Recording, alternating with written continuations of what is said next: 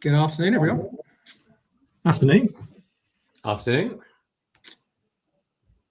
We're just waiting for our presentation to be uploaded and we can make a start this afternoon. There we go. Good afternoon. Welcome to what is episode 4, which, if this is your first episode, means you've missed 3 episodes, but the good news is you can catch up on them. So details on how to catch up on previous webinars will make available to you. So to introduce myself, I'm Glenn Hyde. I run GMH Planning. We're a specialist consultancy that focuses on NEC forms of contract, providing training and support to the industry. I'll let David and Ben introduce themselves as we move on. So this is episode 4, which is our 3rd episode associated with compensation events. So the very first episode on the compensation events, we looked at the notification and the quotation phase. And then last time out, we looked at assessing compensation events, but part 1 considered program, because that did warrant a whole session in itself. And now to complete the set, part 2, we're going to be talking all about price. So today's session, that's what we're going to be focusing upon.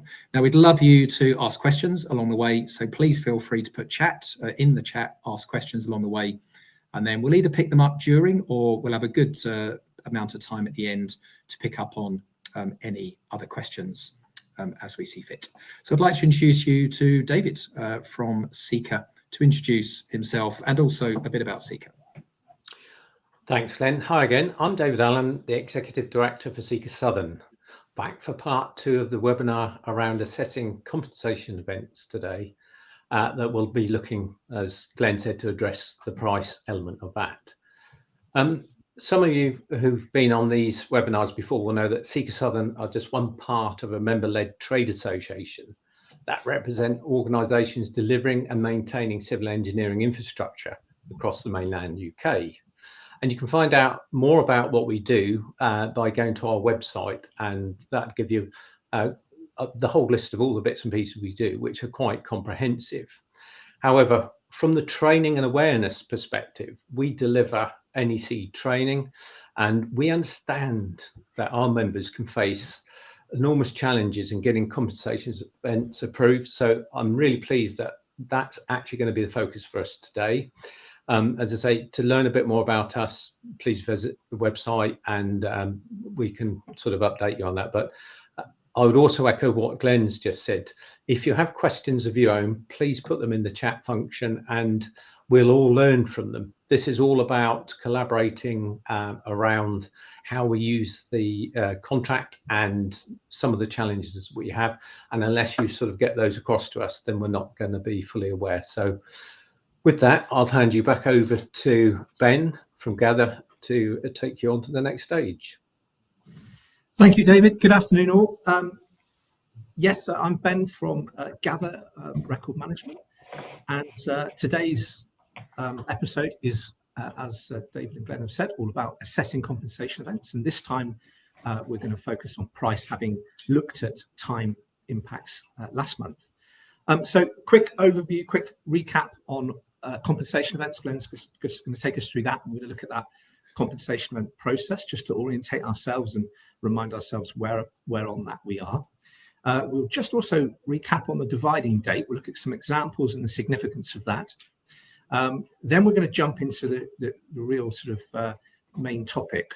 And we've broken this into 2 parts. First bit's pretty simple. It's how to assess the change to the prices by agreement, using agreement to use a basis of rates or sums as the basis of assessment.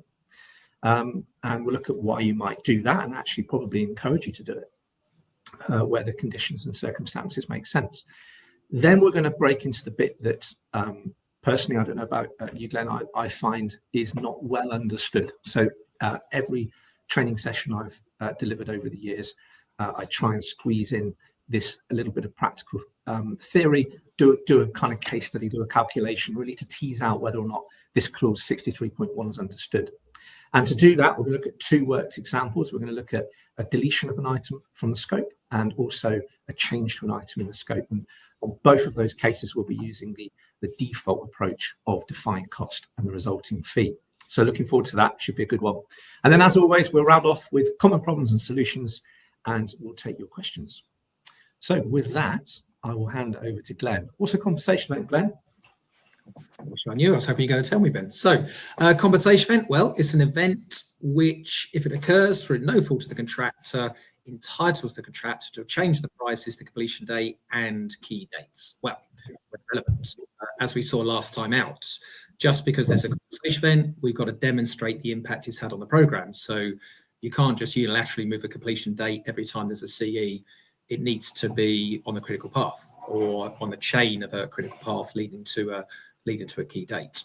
It's also set pre-contract, as it says there. So when we're tendering as a contractor, you will know what is a compensation event. They've been set. So the list of compensation events are listed within 60.1, and then there's a few others littered throughout the contract. So I think it's important to say, consider all entitlements to change the prices and the completion date, because it's not just the default that every CE will affect one or the other, or both. Occasionally, it could be neither. Sometimes we'll go through the compensation event process and realise that there's almost like an add and omit, and it kind of neutralises itself, and they can be zero. So that's our definition, if you like, of what is a compensation event. 63.6 reminds us that the rights of the client and the contractor to change the prices, the completion date, the key dates are their only rights under compensation events. And again, we'll emphasise that as we go through the session. And where NEC maybe sets itself apart from other forms of contract is the fact that we're going to consider, first of all, the impact on the prices, the completion date, the key dates assessed together, prospectively where possible, and without revisiting. So once it's agreed, that's it, it's full and final, and we don't go back. And the assessment is going to be based on the impact upon defined cost and the resulting fee, which will preserve the contractor's original tender position. And I think we'll explain that in a bit more detail, or that makes sense more as we go through this afternoon's session. So let's take a look at the process. Just remind ourselves, you can see the red arrow where we are this afternoon. But first of all, we've got the awareness and the notification phases. So 60.1 primarily is where we're going to find what is a compensation event. But as we can see there, there's some in the insurance provisions in 80.1, some in the option specific for B and D, and then some in the secondary options like X2 changes the law, for example, it will be picked up. And also there's space in Contract Data Part 1 now for additional compensation events, so there can be some listed there. So that's where they are.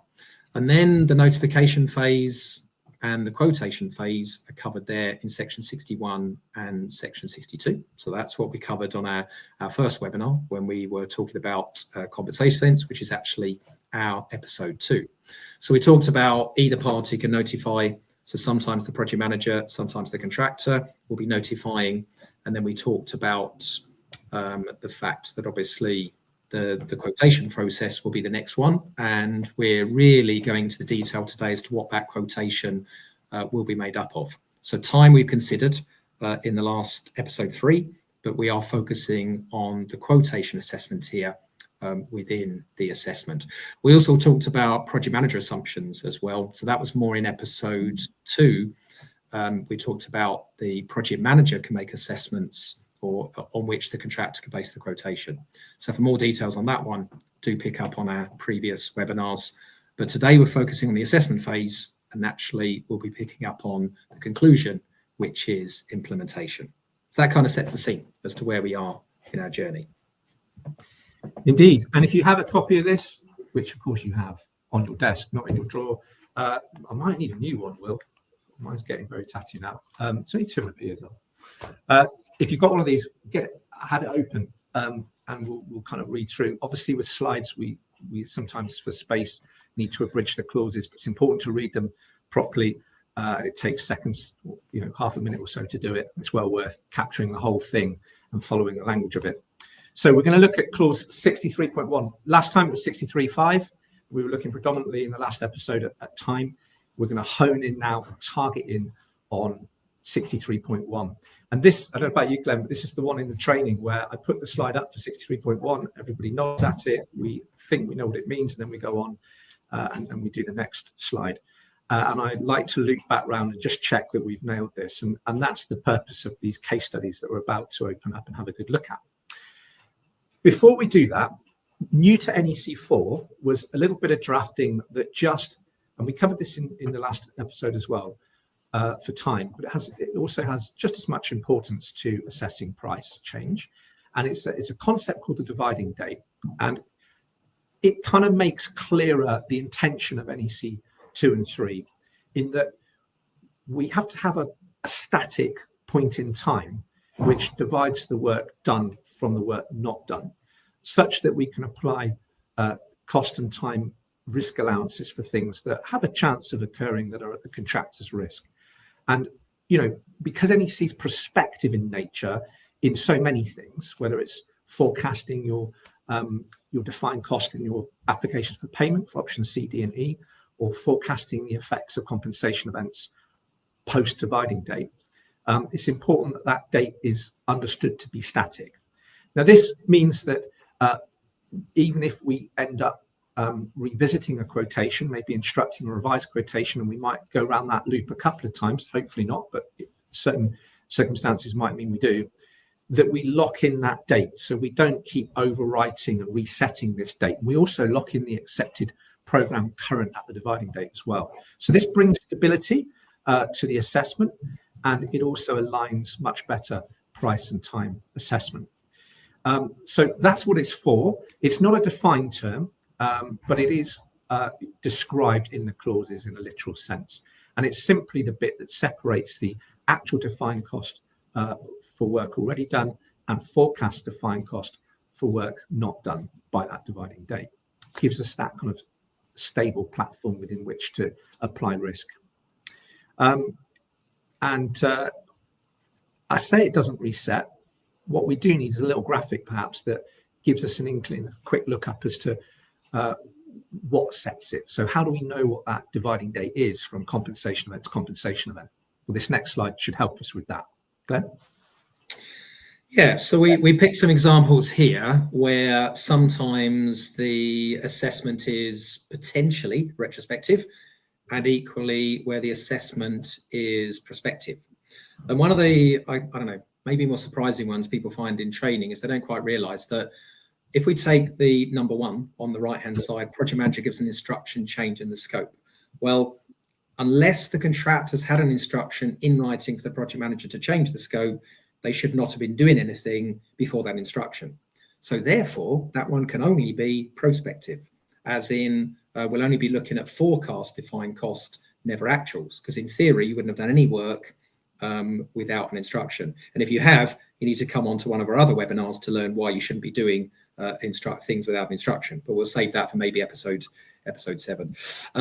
So that is always going to be prospective. Instruction to stop work potentially will be, these will all be more prospective. So on the right hand side, there'll be times where yes, nothing will have happened before that element has been instructed, and therefore it will be a prospective assessment. But there are times where there will be elements where it could be retrospective, or we've got actual cost already incurred that we will be assessing maybe as part of the compensation event. For example, the physical conditions, there might have been some of the works encountered before it was aware it was a compensation event, and then the dividing date will be when it was the compensation event was notified. So there could be an element of actuals, an element of forecast in there. Weather is the one that probably will always be retrospective, because you don't know what a 1 in 10 year weather event is till after the calendar month. So broadly, that one is highly likely to be retrospective. But I think that's the first thing we need to think about. So when we're assessing cost for a compensation event, we need to ascertain, and this should be relatively factual, as to when is the dividing date, and therefore are we considering actual or forecast, or occasionally is it a balance between the two? Does that capture enough, Ben, or is there anything else to add there? No, I think it does, and that does align us back to those risk allowances that you're allowed to put in and should put in your quotations, and also clause 62.2 talking about quotations for compensation events comprising both proposed change to prices and any delay to completion date and key dates, and that all kind of sinks in nicely when we've got this static date. So I think, Glenn, I would still be using the program. Certainly, there should be synergy between your program and the events and activities around the compensation events, so that we can understand how that price has been built up, particularly if it's forecast, and maybe we've got some good records demonstrating some measured miles with some productivity insights that further support those forecast assessments. And then if you've got that, then fine tuning for risk allowance, you're building confidence in there. So all good stuff. Taking that on board, because this is something we have to do, this dividing date, regardless of the next bit, which is, do we base the assessment on some agreed rates and prices as the basis, or do we go into a full-blown defined cost impact analysis? Let's look at those two in turn. I'm going to start us off with what I think we'd encourage where appropriate, and that is to use clause 63.2. So we leapfrog the clause we're really going to unpick today, and we just look at the alternative way of doing it. I say this isn't the default. There's no default as such in NEC, but this can only happen by agreement. Why wouldn't you agree? Well, you might have some rates or prices that you're making money on, in which case the other party might not agree to doing it, or you might be losing money. There might be loss leaders, in which case you might not, as a contractor, feel comfortable using those as the basis of assessment. But let's give a couple of examples. So let's take, for example, a scenario where we have an area of landscaping, L01, in the scope that has a corresponding activity schedule price of £1,100, and we've unfortunately forgotten to include a similar area of landscaping on the other side of the junction.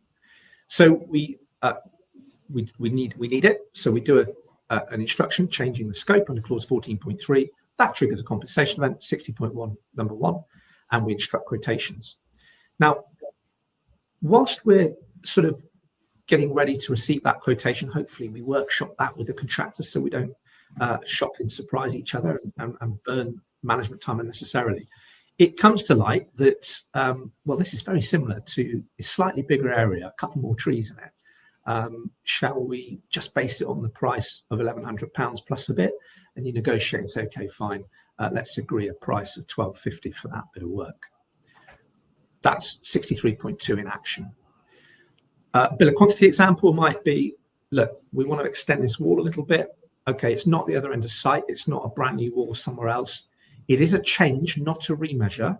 If it was a remeasure, because we need more earthworks for some reason or other, then that would just be a remeasure. That might happen even without a change. This isn't that.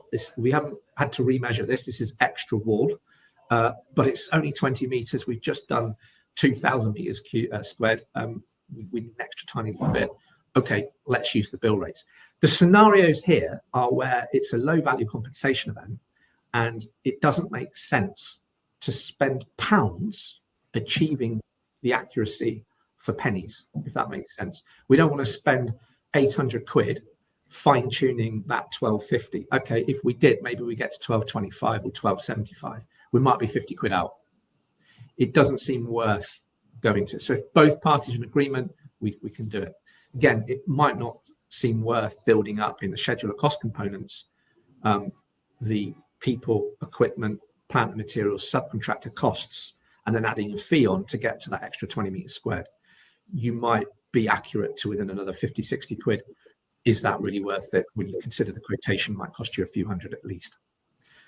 So I think the question here for yourself is, ask yourself, are my auditors going to be okay with it? Are my stakeholders going to be okay with it? If they are, have the conversation and by agreement, you can do that, which I think is sensible. The default position, and that's going to be default probably certainly for the bigger, more material compensation events, is what we're going to unpack next. Before we do, Glenn, if you want to give us your sort of insights on how this clause works. Just on the last slide, Ben, I think just looking at that word you underlined and made bold, I don't know if NEC need to define that as a term. I mean, you'd like to think they wouldn't need to, but can I just point out that a project manager saying, but I want to use the rates, is not agreement. So it's both parties agreeing, means just that. So the project manager, the contractor, and it says may agree. So you do have to come to an agreement to do that. Neither party can insist. Otherwise, we're going to go down the road of, well, where we're going to head for the rest of this webinar. So. Very true. Thank you, Glenn. So 63.1 tells us the change to the prices is assessed as the effect of the compensation upon, and then again we got the actual defined cost of the work done by the dividing date, the forecast defined cost of the work not yet done by the dividing date, and the resulting fee. The prices are changed by the compensation event under 63.1. The prices are not used to assess the compensation event. So it doesn't say the difference between the price and the forecast defined cost. And that subtlety we're going to explore over the next two examples that we're going to run through. So it's a comparison of the two estimates. So the defined cost of the works without the CE and with the CE, and that's what we're going to take a look at. But the easiest way to do that is to look at a specific example, and hopefully these two examples will bring it to life. Yeah, thanks, Glenn. And again, just to stress that, the bullet points take us to actual defined cost of the work already done and the forecast defined cost of the work not yet done. And that's important. But really the takeaway from this is, as Glenn just said, and I'm just going to repeat it, it doesn't say you compare the price with the forecast defined cost of the work you now want. It doesn't say that. And that's, I think, what lots of us, I used to do it for a while until I realized I was doing it wrong and put my hand up there. And I'm pretty sure that there's a lot of us out there, practitioners out there, misreading this, and they're taking the price in the schedule and comparing it to the forecast defined cost of the work not yet done that we now want. And actually the approach, as Glenn just said, is it's almost a double exercise. We've got to do the defined costs with the compensation event and the defined costs that were going to happen before we had the compensation event. And that's what we're compensating. Remember, to compensate is together to equalize, together to put back where we were, but for the event. So I've got the pleasure of giving you the first example, which is the deletion. And then in a moment, Glenn will take us through the change. So we're going to delete an item from the scope. We're not going to use clause 63.2 here, because I think the auditors might have an issue with it, or perhaps the contractors stakeholder might have an issue with it. Clearly, to sort of casually agree, yeah, the building's probably 90,000 quid, might kind of come back to bite us. So we're going to delete this M&E plant building. For whatever reason, we've decided we don't need it anymore, and we're going to save some cash in the budget, and we're going to do away with it. So the change to the scope is a clause 14.3 instruction from the project manager to delete that building. And you can see there, in one picture we've got the building, in the other picture we've got a green field. Now, probably the case that having the green field isn't free, because there's possibly some abortive defined cost already expended.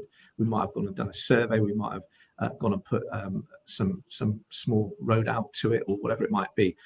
So there could already be some defined costs inherent with not building the building, and we must take those into account. So on the right-hand side of the calculation, we've got the defined cost with the compensation event, and that comes to £10,000. So not building this building is still going to cost us £10,000 for the abortive stuff that we've already done. Maybe we need to restock materials and terminate a small subcontract. It's all going to add up. Of course, it wouldn't be 10,000, it would be £9,673. But just for easy maths, you'll appreciate we've rounded the figures. Now, what the contract says, 63.1, and this is where you want to be geeky and have this in front of you, is it says the change to the prices is assessed as, so the change to the prices is to change that 90,000 to a new number, is assessed as the effect of the compensation event upon defined cost and the resulting fee. Okay, we know we've got to distinguish between defined cost actually already spent and defined cost forecast, but let's leave that for a second. So we need to look at this impact. It's not the difference between 90,000 and the £10,000, which is where a really good percentage of people still get this wrong. And this is why we've been inspired to create this webinar. So let me show you what the calculation ought to look like. Here we go. So it's the left-hand bit that we've got to remember to do. And now on an option A contract, this might be the first time that you've got transparency of cost within this part of the works, because we would normally just pay the £90,000 and we wouldn't know the cost effects in the background. But all compensation events, clause 63.1 is a core clause, and therefore it doesn't matter what the payment mechanism is, what the main option is, we would always have this defined cost transparency. So even in option A, we do our defined cost build-up of the works with the compensation event, which we've already said is 10,000, and we do the defined cost build-up of the works before the compensation event, without the compensation event. And we find that the contractor was actually going to spend £70,000 worth of defined cost in building that M&E plant room. As I say, this might be the first time we've seen it. So the compensation event is the difference between the £70,000 the contractor was going to spend and the £10,000 that they're now going to spend. So the difference is £60,000. And of course, that's a reduction to the prices. And the resulting fee would be, in this example, top right-hand corner, the fee percentage we put at 10%. So that means an overall compensation value of a reduction of 66,000. Modelled that back onto the 90, we end up with £24,000. Now, this is the tricky bit if you are trying to explain this to a client. The client may think, oh, I'm going to delete that building. It's a priced contract. I'm going to get 90,000 quid back. Thank you very much. And we need to explain that that's not the approach. The £90,000 on the activity schedule, well, the activity schedule is just a fairly crude pricing document. It might have 100 items in it, and it's not separately identifying prelims, overhead, profit. And who knows, the contractor may be making a little bit of money or losing a bit of money on that price. It's really a moot point for the assessment. What we need to explain to the client is, in deleting that building, the contractor is going to spend 60,000 less defined cost, and the fee on top of that, you're going to get 66,000 back.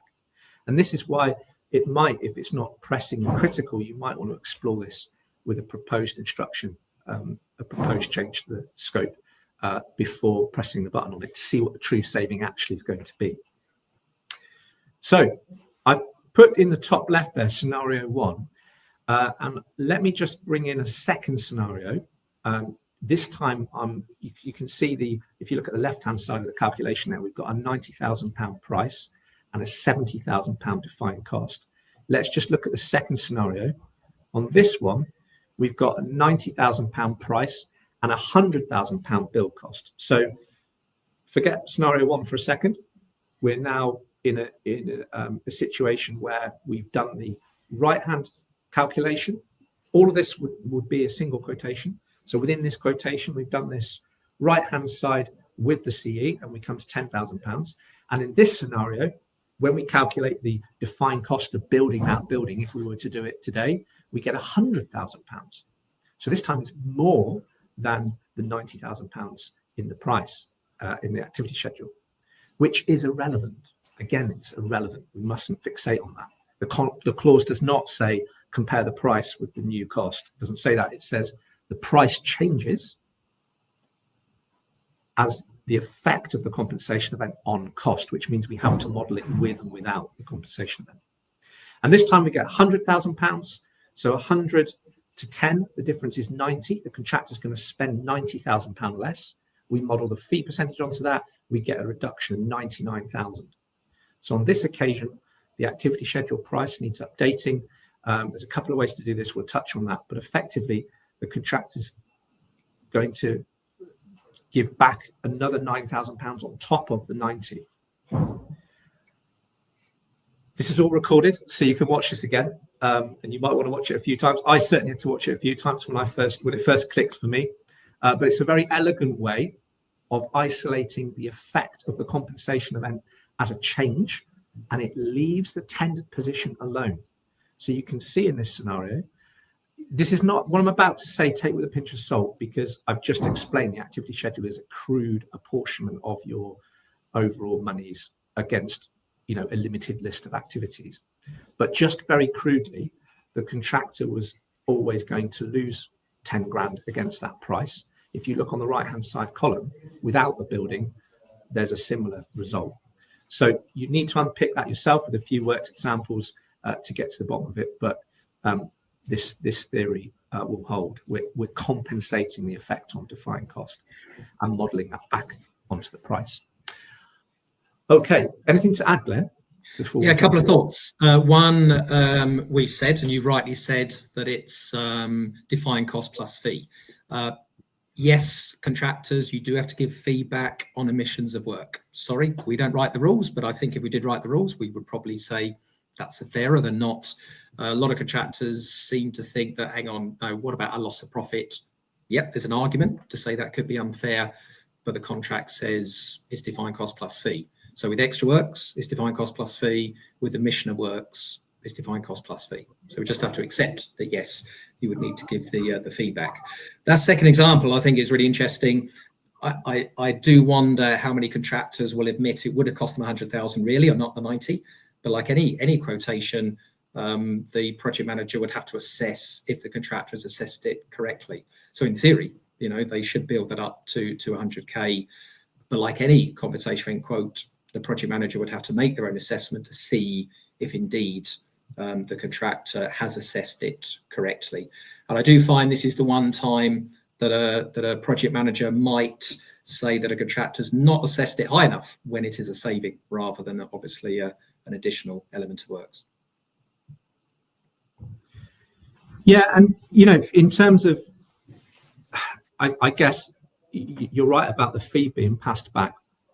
I think the thing that contractors, if you can at all possible, just keep clause 16.1 in mind, because if you come up with this idea, if the general pressure is the client needs to save some money, and you come up with this as an idea, then I think there's a reasonable route through value engineering clauses where you might actually be part of the solution, finding the budget saving, and actually whilst your turnover will drop, you might actually be able to convert half the difference or something like that, depending on what main option you are and what the percentages in contract data say, as a bit of profit. Maybe turn that into a positive. Okay, Glenn. I think you're going to take us through this second example then, which is a change to the scope. Sure. So this time, rather than an omission, we've got a change. So on the left-hand side, we've got a fairly simple concrete beam, and on the right-hand side, we've got a much more complex concrete beam on the top of this structure. So the original activity schedule price was 100,000, which is for interest, and now we're going to consider the activity schedule price. Okay, what should the change be? So for this one on the right-hand side, the defined cost with the compensation event will be 150,000. So let's now take a look on the left-hand side and see, well, how do we get to how much this should change by? So again, similar principle to Ben's one, we're not going to use the activity schedule rate to assess the original basis of the original beam, because if we now know that would have cost us as the contractor 120,000, but again, this is obviously any quotation has to be proven, has to be justified, has to be robust. So here, if the original beam would have cost us 120,000, the new beam will cost 150,000. So the difference is now 30,000, not the 50,000. So again, we're going to apply our 10% fee, which is 3,000. So the change to the prices will therefore be a 33,000 increase. How we adjust the activity schedule, and similarly with the bill of quantity, we're going to pick up on in one of our bulletins early next year. So that's probably a little bit more detail than we've got time to go through on to this afternoon's webinar. But to adjust the prices, there will be a change there of 33,000 because the original cost would have been 120 and the new cost is 150.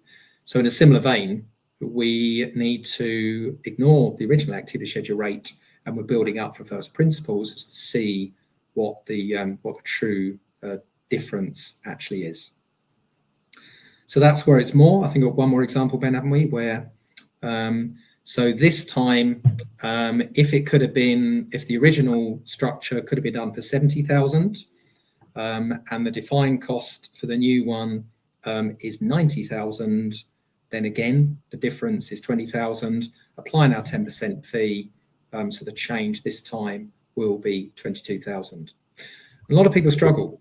Certainly on the last example that Ben ran through, just another thing came to my mind where a client deleted £100,000 worth of, well, the activity schedule was 100,000, and they thought by deleting it, they get £100,000 back.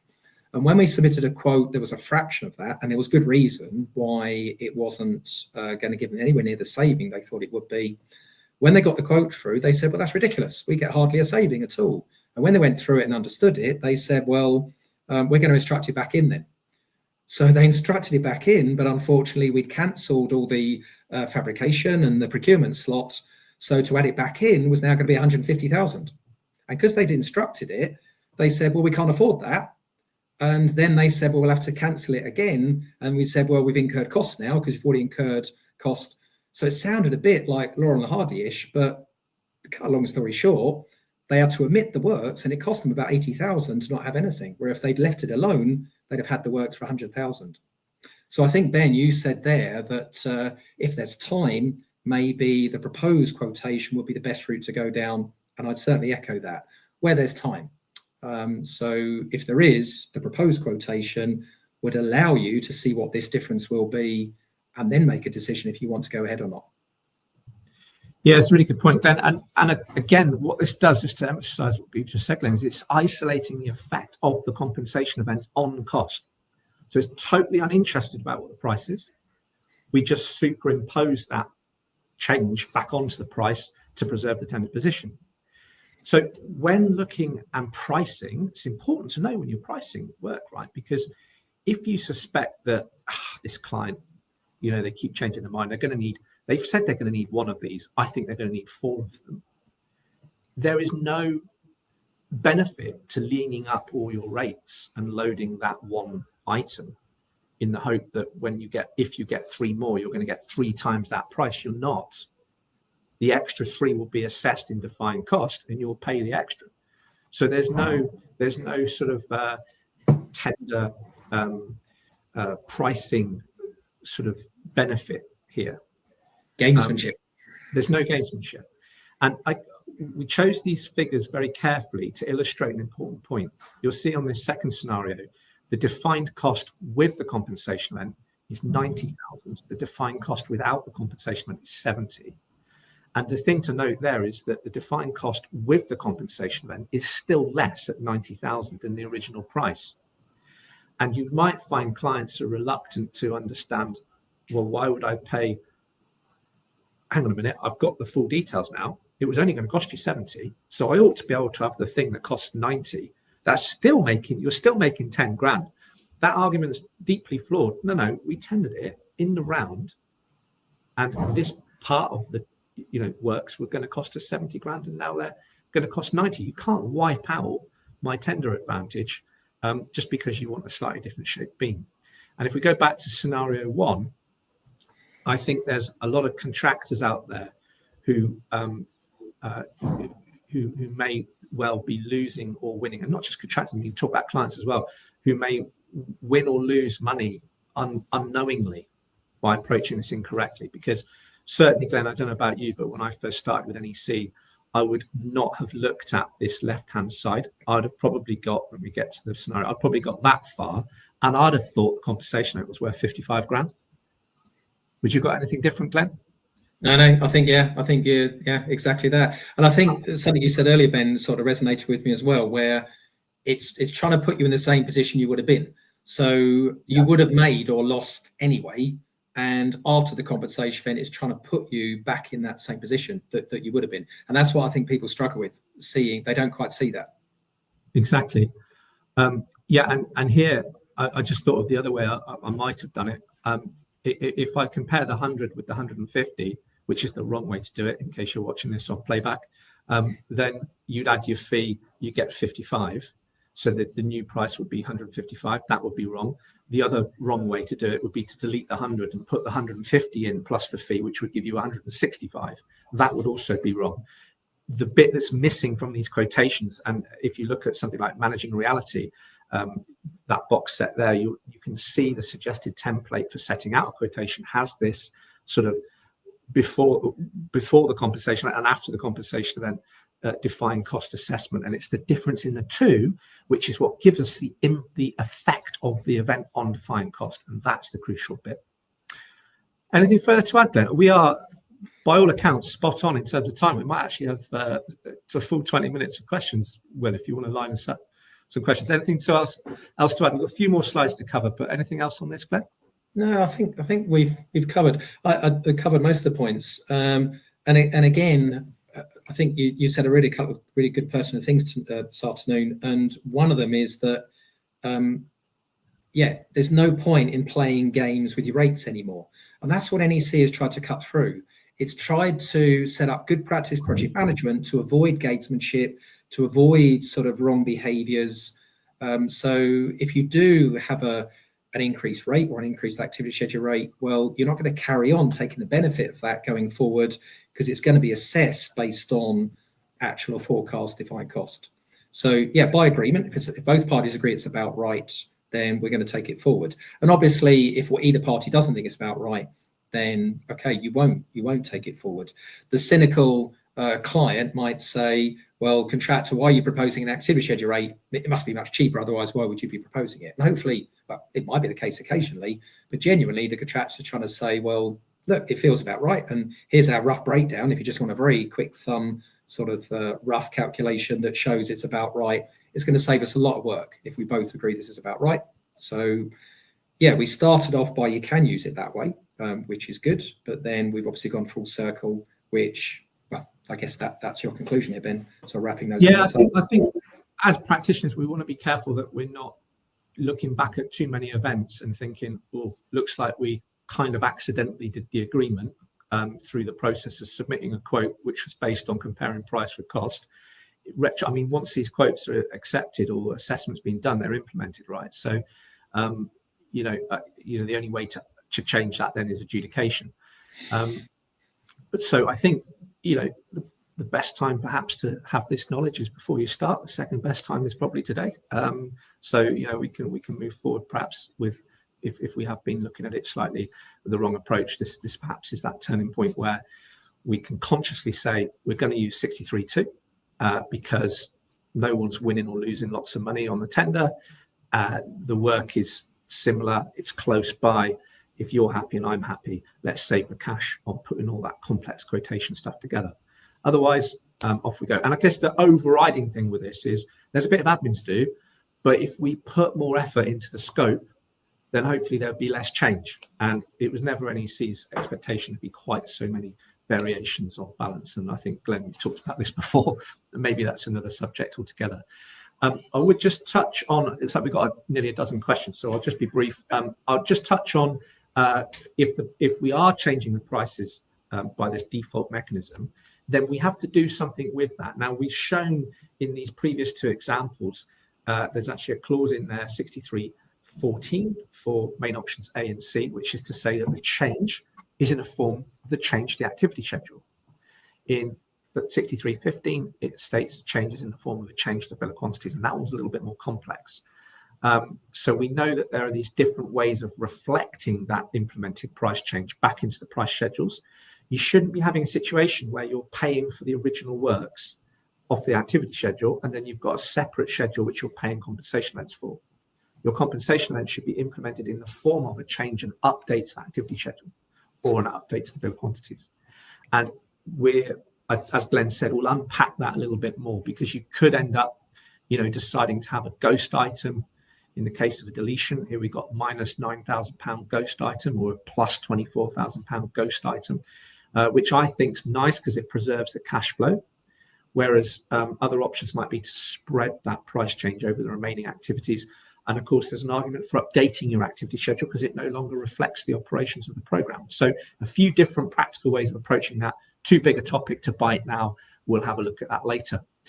So time and cost risk allowances, of course, included in forecast defined costs of the work not yet done by that dividing date, just to recap on that. That takes us to common problems, how to avoid them. A couple of minutes on this, Glenn, and then we'll jump into questions. Yeah, sure. So so comparing the tender price with the future defined cost. So issues, incorrect approach, no right to revisit the tender position. And the solution we've gone through today is to base the difference in defined cost with and without the compensation events. So again, it's play back those two scenarios that we've run through. It struck me going through today, obviously, in the time allowed. Another potential webinar is defined cost and how you build it up using the scheduler cost components. So we'll talk about the principle. That probably is another worthy webinar that we can go into at another point in time. Client project manager wants to use actual defined cost late. And that's just a misunderstanding of how to apply the actual and forecast. So understand the dividing date that is static for each compensation event. One of the CECA bulletins we've done recently is, should you be using actual or defined cost? So we've got one of the bulletins already pick up on that fact. So emphasizing that what the dividing date, how it works, and how a majority, not always, but a majority of cases, it will actually be a lot more forecast than people sometimes imagine. And the waste on resource, some complex assessments, quotations are expensive. If it's a low value, it really doesn't seem worth the effort. So find a quick way. Use 63.2, agree either rates or ratios of those rates, and see if you can just come to a quick conclusion. How much would it cost to argue over pennies, as Ben said earlier? It really isn't worth it. Ben, do you want to pick up the other three? I will, Glenn. I was just looking at the questions, so hopefully I get the right three. You went down, didn't you? So I'm going to go. I went down. I've done odd. I'm odd. You're even. So defined costs are not clearly built up. So unsubstantiated defined costs, particularly where you're forecasting them, right? We need good records and stick to that short or full schedule of cost components and keep those records. It shouldn't be a guessing game. And again, a really practical tip with this is build those up together, right? The timescales in the contract for submitting and accepting quotations are maximums. They're not targets. And you can completely disregard them if you are working on them together. Because I say disregard, you can submit and accept on the same day is the point I'm making. So, and if you're working efficiently and you've got that co-located, way of progressing these things together, then take advantage of it. Use of fixed prelim or prolongation rate. Yeah, so there's no fixed prelim or prolongation rate. I've been on jobs where we've come up with one and it's been quite practical to use. It's quite a pragmatic approach. So we might establish the different sections of the work. And if those works get delayed, if the sections or the whole works get delayed, we know that translates to certain overheads, certain people, certain equipment, fences, security, that kind of thing. So I wouldn't say completely rule it out, but you've got to be comfortable with it and maintain those so that you're aware of what they are. And you must still follow the rules. So the proper assessment would do that build up from first principles across all of things. There's no separate prelim rate. And narrative around price change, difficult to explain. So client confused paying for something that has been deleted. I've still got to pay something even though it's been deleted. I think we unpick that there. It's in the message, in the way in which you're talking about it. I think that, the origin of claim is to cry out. In Latin, for claim, the origin of compensate is to work together to balance, to bring equality. So I think that conversation around putting the contractor financially back in the position they would have been might help that theory come over and build a bit of distance between the prices.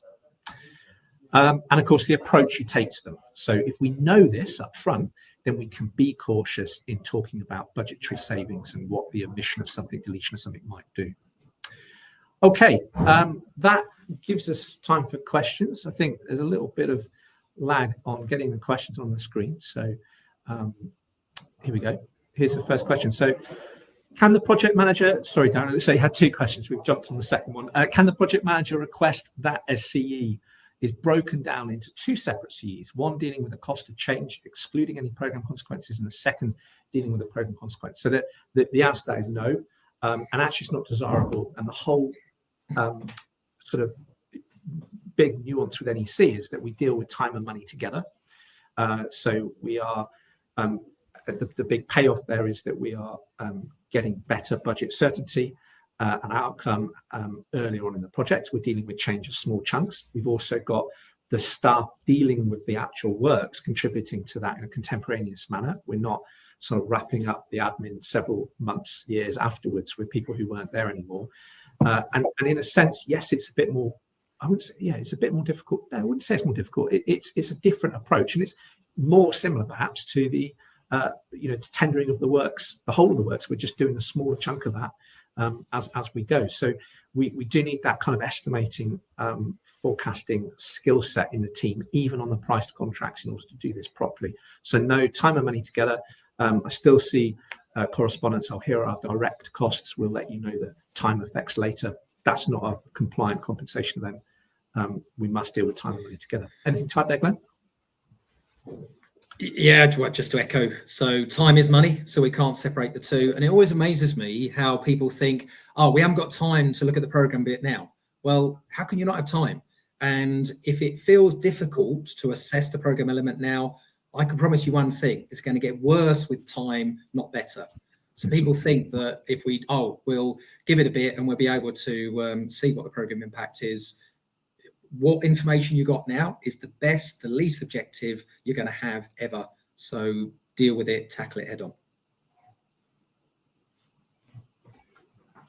on. So thanks for that. So the next one's from Zach. If a compensation event was notified and accepted on day 0, so that's the dividing date probably, and the contractor has taken 180 days to price.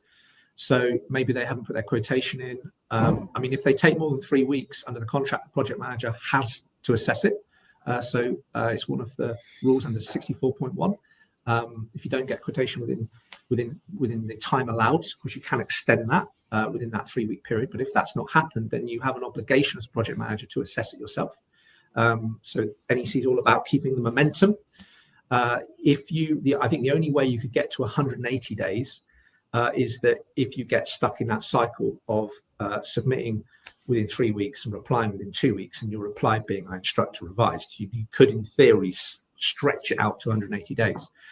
Do they still benefit from using the forecast defined cost? Yes, because certainly under NEC4, this is super clear now. The dividing date is set. In this case, if it was a change to the scope, it would be the date of the instruction changing the scope. That was the obligation at which the contractor has to act on that instruction, or at least take it into account. The scope has now changed, and therefore that will be set in stone, as would be the accepted program that was current at that time. Although refer to the last episode for seeing how we advance that program under clause 63.5. Anything to add? Well, just it says, do they still benefit? Well, or disbenefit, of course. And don't take 180 days to do a quote. No, don't do that. And don't forget your obligation to assess it. Have a look at clause 64.1, right? We'll probably pick up on this in the next episode, actually. The last bullet point on that is an interesting one. Withholding acceptance to a program for a reason stated in the contract, so finding a reason of the contract, not withholding acceptance program, gives you the task of assessing the compensation amount as project manager. So just be careful of that. Do you want to take this one, Glenn? Okay, so Alex has said it can be very difficult to deem if the contractor's quote based on the effect of the defined cost is accurate, and then even harder to make an assessment. Do you have any advice on getting a true form of quotation? Well, I think it's like any contractor's quote. It's really important that the contractor tries to set out to demonstrate that their quote is a reasonable. I think we mentioned we'll probably pick up on a separate webinar elements of how you build up the quotation in line with the schedule of cost components. So justify that, the rates you're using, the durations, make it clear the risk you've allowed. So just make it as substantiated as possible. What the quotation is and why it is, because look, any project manager is going to be wary of a contractor's quotation because they're thinking they might be trying to take advantage or take excessive costs. So like anything, I think you've just got to break it down as detailed as you can and substantiate it to make sure that it is based on sensible prices and sensible amount of risk as well. So transparency in the quote is, I guess, the biggest advice I can give. Yeah, thanks, Alex. I think records, right? And we spend a lot of time fine-tuning the Z clauses, right? And loads of lawyer time doing all that. if we look in this scope, use that volume 2 of the scope, volume 2 of the guidance, the user guide, how to write scope, chapter 3 in volume 2, how to write scope. In there, it sets out what you should be doing pre-contract. Not the end of the world if you've not done it yet, because it's in the scope, you can change it. You should be describing how you want your records, how you want your applications for payment to be set out. And that will give you some insight in how defined costs should be structured and presented. And then workshopping it together. So don't just, get the compensation instruction for a quote and wait 3 weeks, and the first time the other party's seen it is 3 weeks later. Workshop it together, narrow the difference. So deal with the stuff you can agree on first, and narrow the difference. But I think I actually drafted a suggested supplement to that guidance note on more broadly record keeping for the exact question you asked there, Alex. So have a look at that as well. It's on LinkedIn. Okay, Glenn. Yeah, happy to take this one. So how should a contractor deal with a PM who repeatedly requests revised CE quotations and with each submission ask for the quotation to be updated based on the emerging actual facts on site? Well, it's really strange. They only want to use actuals when it suits them and not when it doesn't. So there's the first thing. So we're back to the rules on if this is, if the dividing date was in the past, then this will be based on forecast, and actuals never come into it. But the more important bit is the repeated request for CE quotation. So here's my advice. First quotation, okay, maybe a contractor might be slightly optimistic on risk or not really stripping things back. So again, justify the quote because we want to try and get it done as quick as possible. But the first quotation might not be agreed, and then there's a second quote and possibly a third one. But by the time I think you got to a third quotation, as a contractor's point of view, you should be absolutely to the bone in the sense of that really is it. We can't strip any more out. Otherwise, we're doing it for a loss. We put sensible risk, and we really believe that to be the final quotation. So at that point, if a project manager asks for a fourth quotation, my advice is submit a revised quote within 10 minutes. And when they phone you up to say, hang on, you've sent the wrong quote, it's the same as the last one, and you say, no, it's not, the top right-hand corner, check that. And in the top right-hand corner is either the date or the revision number, and the contractor saying, that's it, that's all we've got. So if you don't agree with that, we believe we justified it to the nth degree, in which case, project manager, please feel free, make your own assessment. But be warned, we believe our quote is right. So if you assess it much lower, we might feel the need to look at dispute process, would be my advice. Yeah, I'd agree. I think, the interesting thing with this, without sounding flippant, the bit about the question about wanting to keep resetting the kind of dividing date. I think use a consumer example. Sometimes common sense can be found in the consumer example. I, for instance, have not even tried to phone up my home insurer and ask for my premium back on the basis my house didn't burn down last year. So I think you've got to, we've got to see some the kind of the liability on the contractor to price it at that date works both ways, and we have to acknowledge that. But again, yeah, keeping good records and having a program that's contemporaneous as well. Don't let the program get so old that the accepted program current at the time was 2 months old. We will try and get that much better. And also, clients should be vigilant, right? If we've got teams going around, 3 weeks, 2 weeks, 3 weeks, 2 weeks, constantly getting revised quotations, these things are going on forever. Why are we not identifying the bits of principle or quantum we really can't agree, and maybe going to senior representatives, NEC4, NEC4, so getting those senior representatives involved, because if all we're doing is burning cash and distracting ourselves on today's issues with yesterday's work, that's not, is there a resourcing issue there? Is there a skills issue? So I think I would be looking at that as a client and a contractor sort of stakeholder in the project. What might need to change there if this is a pattern? Good stuff. Thank you for all those brilliant questions. There are loads more. I think we said, Glenn, we're going to pull these together and might have to write a book or something, because there's loads of good questions. Let me just bring the slides up. I just need to round